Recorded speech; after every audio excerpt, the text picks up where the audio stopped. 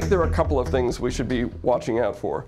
I think the rise of the Shabiha, these are informal paramilitary groups that, for example, may have been involved in the Hula massacre that took place last week, as a way of sparking fears of intersectarian violence or mass atrocities to try to discourage the opponents from continuing their struggle against the Assad regime.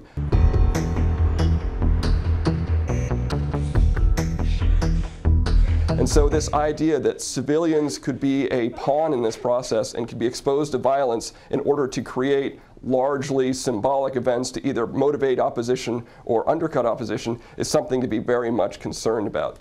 It's difficult to figure out how to prevent this, but that is very, very important. Another thing to watch closely is does the international approach to bringing pressure on the Assad regime break down? Right now, the United Nations is involved. Kofi Annan has been sent as a special representative to bring about, hopefully, a ceasefire and a beginning of reconciliation.